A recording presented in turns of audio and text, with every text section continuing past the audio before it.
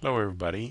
What I want to do today is give you an example of how to create some initial location data for your project. So I'm assuming this is at the beginning stages of your project. Some of you may be a little further along than others, but I'm going to follow a hypothetical project of my own for an area called the Gila Wilderness, which we talk about elsewhere. But using that as a sample data, then I'm going to use that to demonstrate some of the steps that you might go through to initially define the location for your area, and to pull out from some of the larger sample data more specific data that's tailored just for your site. So what I'm going to do today is show you a few of the data sources that will get you started on your own project, and as well as what I'm doing for our project.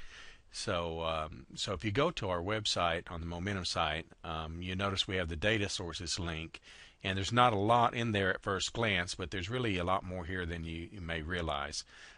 There is a link to another website that I've created that will take you to a variety of links. Now, some of these are dated, okay, a couple years old since I updated this, so I need to go in and do a little cleaning. But there's data in there organized in three different ways. You can find data by type, and you might find things like it's categorized. It's like census data, digital elevation data, digital line graph data. A lot of this hopefully you saw in the 101 class. If you did not, we will go through some of it in this class, but also see the tutorial links in our content pages, because I have a lot of the videos that I made for the class that I taught in GIS 101 for many years, with the exception of last year. So a lot of you may have taken the one that I did not teach. But there's videos that shows you a lot of these different data types. Our class postings in week 6 also has some slides that discusses some of these data types. And the bottom line in it that I like to encourage is that I like a lot of the sources that are tied to the quad maps, because it lets you easily download data in a more space efficient, I guess you could say, format. A lot of the popular data that's out there now, you can download data by an entire county, for example, and it can be really, really large files. And your groups are going to be sharing data back and forth in whatever manner you've chosen to do so. Some of you, I think, are using Dropbox, which is great, but there's limits to even that. You can build up gigabytes worth of data downloading it at the county level resolution. So it's nice if you can download some of your data at the quad level, and I think it also is helpful because it lets you see how the data is organized. A lot of the county level data is really behind the scenes organized at the quad level as well, and they've just aggregated these quads and made them into one download. In some cases, you'll find that you download a county level data and you'll have 20 or 30 or 40 different files, and that's because you have individual quads that are included in that area. So it's nice to know about the quad level, and I'll show you the tuple indices. That's a layer that you can download on our site as well. So anyway, there's data in here. Before you jump into this data, though, okay, I'm going to go back, and that's just one source for you to consider. Okay, let me go back to our home page here. Okay.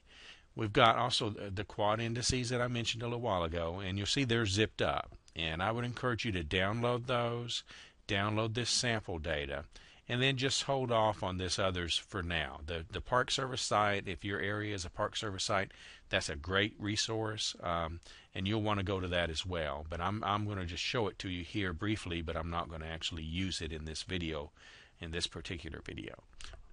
But you can see that it's basically a clearinghouse for data about the parks, and you can go in and search for your park, and it will eventually take you to a page that has metadata and shape, a lot of times shapefile, but basically different GIS types of layers that are available for that particular site in the system. So back on our page, so do download, and we'll use in this video, we'll use the quad indices and the sample data. and you'll see what the sample data is here in just a minute. But I've already downloaded it, so I'm not going to do it here. Just right click on it basically, and well, I guess you have to left click on it first now. It used to be you could right click and say save as, but you can left click on it and it will take you to a page, I think, that will give you a download option. And I'm waiting on it just in case to make sure that it works like it's supposed to. Yeah, on the bottom of the screen you'll have the option to go to save, and click beside that little drop down you can say save as, and you'll save it into your folder. Now I'm going to cover some little side bits as we move along that will clarify some of what you saw on the project assignment and that you've seen in some of the notes that I've been typing up as we move along. So just pardon the interruptions there, but I think that it will help you in the long run. So I'm going to move here onto the page. I've got already open to a folder that has the sample data expanded into it, and I've unzipped it, and you can see here that I've got information about cities, counties. The topo indices get repeated in this, by the way, so you can either download both those files and consolidate them, or just download this one. I believe it is the same one. There are several different indices floating around out there, so I would start with the sample data, and I think you've got all of the indices that are also in that topo indices layer as well built into this. But you've got states, and these are files that were downloaded, I think, from Esri some time back. So a lot of the data is based on, some of it's even 1990 in terms of the population figures and stuff. But it will be enough to get you started, and that's sort of the bottom line. And you may end up wanting to look at those numbers anyway for 1990 if you happen to get 2000 level data when you're looking at demographic side of things for population and so forth. It might be interesting to see how much certain cities have grown over time and things like that. But the bottom line is this data will at least give you some initial base layers that you can put into a ArcGIS project and begin to narrow down the focus to your study area. Okay, and that's what I want to do in this video. So what we'll do, let me show you how I've got my project set up. And I think I posted for you a set of links, okay, that takes you to a file where I created a folder structure that I recommended you might want to use. And by all means, feel free to use that. It's set up in a way that I think is fairly logical, especially if you're just beginning with GIS and you're learning what all these different layers are. You'll have a place in a folder for the different layers. Now I'm using an alternative structure in this example I'm going to show you, and feel free to use this one as well. I wanted to show you more than one so that you can see that there's no right way per se to do this. There's some ways it has more advantages than others, and there's always disadvantages to things. So I'm going from the approach that you're working in a group and that you have to organize your data in terms of separating your data by base data and data for the members in your project team. Okay, so I've got our GIS-110 folder here, which is the same one that hopefully you've been using for your classwork, and it's located on my C drive. And it's very important that it be on your C drive. You know, you don't want it in your My Documents. You don't want it on a zip drive. It's fine to copy it onto a zip drive later to archive it and back it up or move it from one computer to another. But I strongly encourage you that when you're working with ArcGIS and pulling data into a project and building that project, that you do so with data that is located on your C drive. Okay, and there's lots of reasons why, and we won't go into that for the sake of time right now, but I have some of that documented in some of the paperwork that you've either seen or that you will be seeing. So for now, just sort of take my word for it. It's nice to put it on the C drive. It's also nice to keep it no more than 8 characters long, with no spaces in any of your folder names or file names. Now you're going to occasionally see that violated, and that's okay. But I would encourage you, when you're creating data yourself, and to the extent that you can, try to keep it into folders with no spaces, and 8 characters or less. It's okay, I think, if you went up to 10. I try to stick with the 8. It sort of dates back to the old DOS days, and it's kind of an ASCII format issue. And it turns out that there's still some routines in ArcGIS that's using some of the old coding such that it becomes an issue if you've got spaces in your file names or if they're long file names. So that's why I encourage you to do that. And if you do that at the beginning, then when you get to those parts of the program that might cause problems, you won't have to worry about it. So GIS-110, we've got that folder set up. If you go in there, you'll see I've got some subfolders that you may or may not have from when you did the work online. This is where you're also building, you'll be building other folders as you progress through the course. I have one folder in there called Project, and this is where my main class project stuff will be stored. When I go into that folder, I've got, you can see where I downloaded the sample2 zip. Okay, I kept it here for you to be able to see it. I'm hovering over it here with my mouse so that you can, Windows will let you see what's inside a zip if you hover over it. And this may be a WinZip thing. It may be because I have WinZip on my computer. I'm not sure, but it's kind of nice. It lets me see a little snapshot of what's in there. There's a lot more files than you're seeing here, but at least I can sort of see, and it sort of reminds me of what that is. Okay, and I've got a project for the Gila, which is my main project. I also have some folders that I'm using to help all of you out with, and as I do get questions or can make advice or something that might help you, or if you ask me for help, I'll make a subfolder here for that. So it will be in the same format that you have on your end, and that's what's key here, is you want things to be in the GIS. Everybody's going to have a GIS-110, and everybody's going to have a project folder. And inside the project, you may or may not have a folder like I do here because you're just working on one area. So, but in my case, I needed to split that, so I had one more level of folders here. But when I go inside the Gila, then this is the scenario I'm setting up for my work on this project. And again, you know, you'll see some similarities to the one I posted. The one I posted is broken down into a lot greater detail, which is nice, and I like that. But for doing the demonstrations, I've got mine broken down this way, and as I go through these folders, you'll see the detail will build as we move along. But basically, I've separated my project into a folder that has all of my data, and into another folder that has the projects that I'm building with ArcGIS or any other utilities that I'm building or using to build projects with. And I might add some folders here later. I would add a folder, say, for example, for my presentation. That would be one to add, and there'll be others that will pop up as we go through the semester.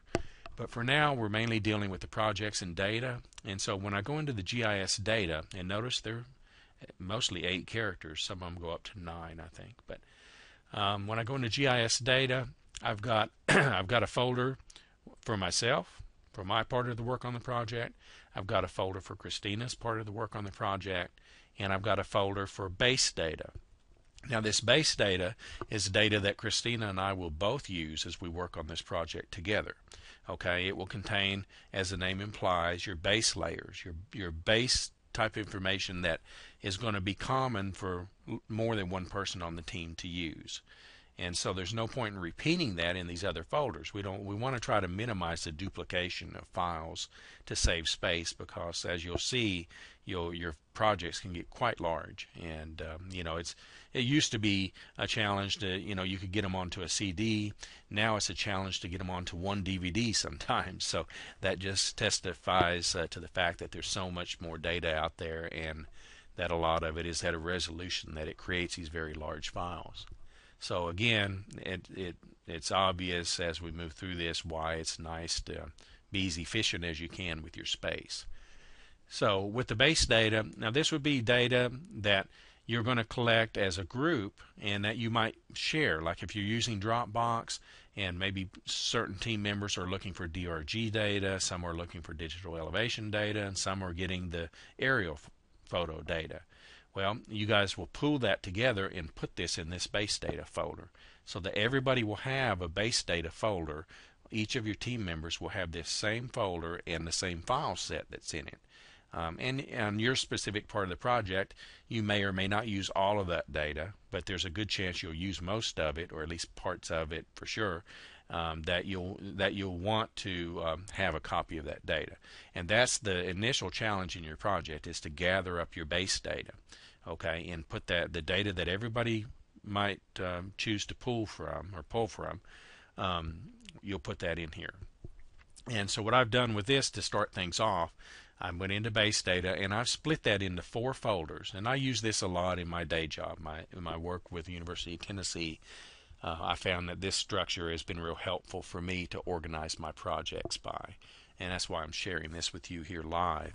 I basically identify that I might have raster data or vector data out there, and then you're always nice to have other, okay, and I put things like documents and background PDF files and stuff in there. And then I always create an archive folder, and what I do with the archive is anything I download that's usually zipped up, some way compressed. A lot of these are double zipped. If you notice, by the way, you'll see 2 extensions, or 3 in some cases, which is sort of unusual. But this data here, for example, has been zipped up with a program called gzip, which is the GZ at the end, and then they also have tarred it, and that's just further compressed it. You won't build this yourself a lot, but a lot of the data you download, you'll find, especially from federal sources, is been compressed as a tar file and then gzip run on it. And so that's why you've got 2 extensions here. And when you try to unzip this data, I'm just going to unzip one of them at random here. That's the tarred. So you can see what will happen a lot of times. So I don't want you to be confused when you try to unzip this. I right-clicked on it, and now I'm running WinZip. And I know a lot of you might be running something besides WinZip. So usually, if you happen to be running 7-zip, which hopefully a lot of you are if you're not using WinZip, it works very similar to this, and it even has live links that will pop up like mine is doing here with WinZip. What I did is I right-clicked. Let me see if I can get it to go away here. I right-clicked on the file name, and then I went to the WinZip folder, and under that the WinZip item there, I'm sorry, and in that WinZip item, I have these options, and I believe 7-zip does something really similar to that. And what's nice about this is it will let me, when you unzip something, you can unzip it in several different, basically the options route it to different locations. And in this example, because I don't want to unzip them straight into this folder, because it might have some other zips in it that might confuse me with what I already have here. So I'm going to, instead of extracting to here, I'm going to say extract this to a folder. A lot of times you'll say extract to here. If there were no other files in here, that's my first choice, because it will just put it right in that same folder. Then I can easily move my zip out and put it into the archive folder, which happens to be where this is right now. So you wouldn't be doing this in this archive folder, but just I wanted you to see the options when you unzip it as a tar, what it does. So I'm going to extract it to a folder here, and notice when I run this, it will come up. It actually come up on my other screen, so let me move it over so you can see it. It came up with a little box, and it says that it contains 1 file, and it wants to know, should WinZip decompress it to a temporary folder and open it? Say yes, because what it does is it unzips the gzip and then it untars the file. So it has to do 2 steps there. If you say yes, it will do both of those steps and then spit all of your files in the folder that you so chose. So I'm going to say yes, and it will unzip what was in that layer, which was a political boundary layer information, and it's unzipping now. I had to move it over to this screen so you could see it, and you see it created a folder up here, which is what I told it to do. If I had just said extract to here, it would have just put those files in the root of this folder. So I'm going to open that folder, and there you can see the files unzipped, and that's what you want. But I wanted you to see that in case you got confused about why it was asking you to put it in a temporary folder. So I'm going to delete that folder for now, because I've already decompressed it elsewhere, and this is my archive anyway, and I just really want to put my zip files in here. So this gives you a place to store files. Once you've unzipped them, you can take the zip file and put it in your archive folder, and don't just copy it over there, move it into there, and that way again you're avoiding that duplication. So let me go back out to base data, and I've unzipped some of this. So let me give you a little tour of what I unzipped here, some of the data that I had downloaded. I had found a U.S. Forest cover type layer, and I will share all of this with you. So you'll have these layers, but I wanted to at least kind of go through them with you a little bit. And this will not serve all of your needs, but it'd be enough to get you started. Okay, so I've unzipped it here, and it's got it's basically a raster file, which is why I put it in the raster folder, and it's basically one large image. Okay, and it's for the entire U.S., so you can bet that the resolution is not going to be that sharp once you zoom down to the size of an area that you're going to be working with, but at least it gives you some rough information. And it has a PDF file with it that has some documentation that goes with that file. Okay. Then we also have in the area of vector data, which is where the bulk of the data is. I have that sample data folder that you saw earlier. Okay, and there is the quad index, which again most or all of these files I think were included in the sample data, so you might have it twice on your end, and you might want to clean it out of the sample data and put it into here or something like that. And then I have some boundary data, and on the boundary data I found a layer for all of the federal lands of the U.S., which is great because it's got a lot of information in it. It's a little bit large, but it's a very neat file, and you'll see it from several times on exams and things like that because I use it a lot. But it will give you basically the boundaries of your study area, because most all of you have I think all of you have a study area that's in a federal land system. So your area will be in here somewhere. Okay, and this file you can see is up to like 35 megs, and the database, I'm sorry, the shape file is almost 22 megs, and the database that goes with it's 34 megs. So you can see that it's rich with a lot of layers in it. And I've got a couple PDFs in here. One of them I think is of a map that actually shows you what the layer looks like, and the other one, it should be some documentation that goes with that. So we've got federal lands, we've got political boundaries, which this was interesting. It includes a lot of areas, even Indian reservations and things like that. And so I went ahead and downloaded it. I had not used this before, but I'm going to show you the source where I got some of this from here in a few minutes. But I had downloaded that.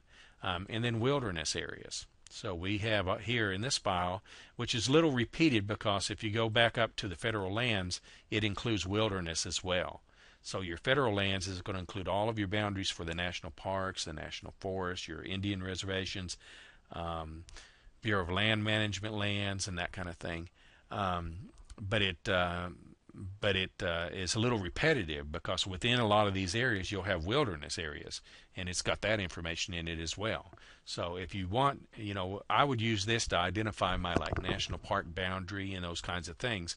But when you're ready to get the wilderness boundary, this file here already has it broken out for you.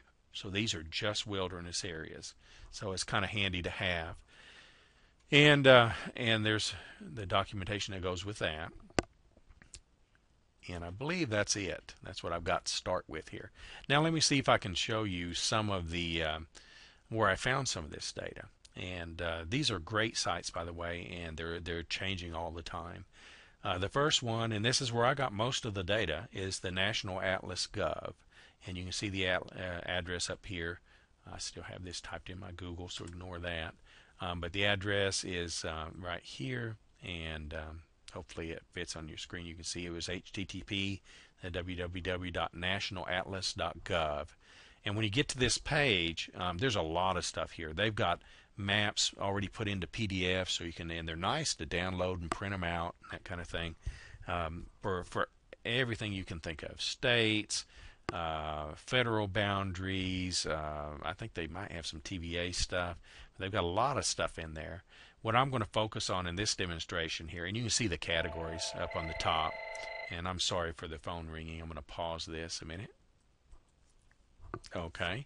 What I'm going to use in this demonstration is this mapping professionals layer, because we're all mapping professionals now, right?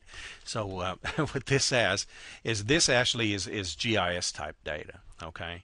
So we'll go into there, and that takes you to a site that has, you can see they have the raw data and the raw data documentation, and information about this open consortium that they're working with.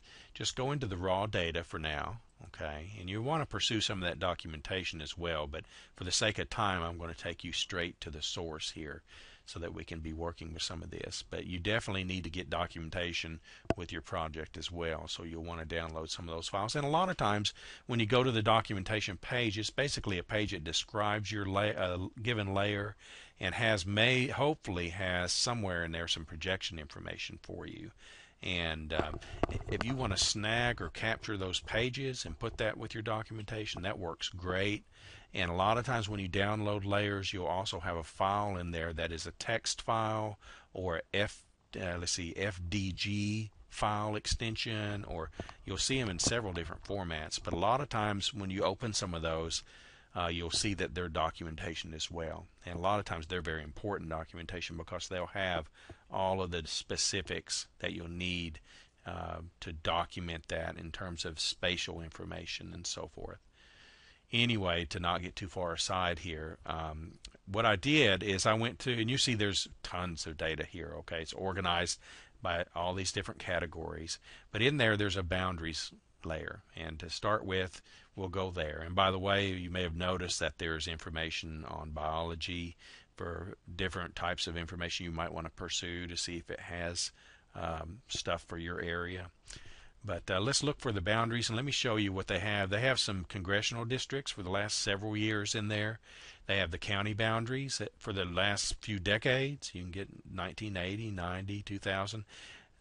There have been some changes, not much. At the counties, we don't tend to get many counties, but there have been some that have consolidated, which is kind of interesting. But a lot of times in those files, they'll have population figures in there as well. So that might be one reason if you're looking at population trends or something, you might want to get some of the older layers just to at least get to that field that has the population in it. The most current one here, you probably want to use a 2001 or 2000. And they both were released around the same time. All of these were. So you can download this and you'll see that they're tarred in gzipped like we saw earlier. Okay, but I've already got a county file for you to start with, and so again, you can get this one and use it, or just jump in with the one that's included in the sample data. But you also have here the federal lands, which is where I got the one that you'll see that I showed you a minute ago. And they have pulled out of that. See, that's comprehensive. It includes wilderness, Indian lands, and so forth. But if you just wanted Indian lands, you could get that layer directly from here. And you also see down here at the bottom the wilderness areas. Okay, they've got state boundaries. There's interesting things here. Some of it, again, already included in your sample data. But definitely check this site out. It's a great site. A lot of the projections in this are either geographic or UTM. Okay, I'll tell you that now. You very rarely see state plane with this kind of data. Those of you that have downloaded from the Tennessee Spatial Data Server, you'll find that a lot of that data is in state plane. So that's one difference you'll see here. But it's dealing with nationwide data here, and so that makes sense that it would be in geographic or UTM, because the UTM is a nationwide projection, and the geographic is very commonly used because it's pretty universal. A lot of people will use that and reproject it into something else. But anyway, you can download lots of data from here. It's a great site. That's one I wanted to show you. Another one I want to show you, and this is a new one to me. I haven't used it much. It's a great, I'm really impressed with it, is the data.gov. Okay, and they have tons of information in there. They have stuff about just facts and figures about our government systems, communities, and so forth. Where I'm going to take you is to the small part of it with the data and apps. Okay, when we go in there, and that takes you to a listing of participating agencies that have data, and it shows you a sort of a summary of how much data they have in their databases here. And the Forest Service is one of them on here, and the Department of Agriculture, and you'll probably see the Park Service in here, the DOI, and the Department of Interior. I'm looking for it. I don't see it. I'm sorry, this was Department of Defense. But if we scroll down, we should see, yeah, here we go, Department of Interior here. And in there we've got Park Service, Bureau of Land Management, lots of agencies, and there's lots of data in here, okay, from these agencies. Lots of information here. What I found was helpful was to go up here to the data, and you've got your raw data again, or geodata. Let's just go into geodata, and that takes you to a listing here that of their catalogs, and you can filter this catalog. See, it's set to show all categories. You can have it filter it by lots of different information here. But if I look at that, I think they had a boundaries. It's administrative and political boundaries. If I turn that on and search, it will change my filter here and show me just boundary related information. And if you look through this, you'll see there's state boundaries, and here again is the federal lands. And lo and behold, if you follow this data layer out, it's the same data layer as you saw back with the National Atlas Gov, because that's where they ended up getting it from. So they got it from that source. So a lot of the data I'm finding on the data.gov, that at least the data that I've been using, is available also on that National Atlas site. So you might want to start with just you of course start with the data that I provided you on our class site, but as you start to venture out a little bit, maybe first go to the nationalatlas.gov and browse around there. And then, because another reason for that is it's more consistent in terms of projection and how it's set up and organized. The data.gov site looks like it's going to be a great source, but one thing I'm sure you'll find as we get into it more is that it's going to have a lot of different formats, because it's getting data from a larger source of agencies. So it will be a little more challenging, but you should be up to it, I think, especially if you've had the 101 class and are taking this one now. You should know how to define your projections and those kinds of things. So those are some of the challenges that you'll probably run into with that data. So I've downloaded some of this already for you. I just wanted to show you the sources. Those are two great sources. Another one that I haven't pursued much myself, it's new, but I wanted to share it with you because a lot of you are working with a lot of you are working with national parks, and so you're going to want to go to that Park Service site I showed you earlier. But in my case, the Gila Wilderness is located on the Gila National Forest, and so I would maybe be interested in Forest Service data. Well, the Forest Service has their own clearinghouse site as well, and this is their homepage for that. So it actually scrolls off my screen here. It looks like a little bit of a confusing name up there for it, but I bet if you remember FS Geodata Clearinghouse, you could type that into Google and get right to this site. So I'll try to post some update our data sources links here before too long and put some of these newer sites on it. But I wanted to share it with you while I had your attention here and was showing you the other things. So let me minimize this, and I'm going to turn on ArcGIS. And I've got the ArcMap open, and what I'm going to do before I use the ArcMap is I'm going to open the Arc catalog. So let me pause here just a minute while I do that.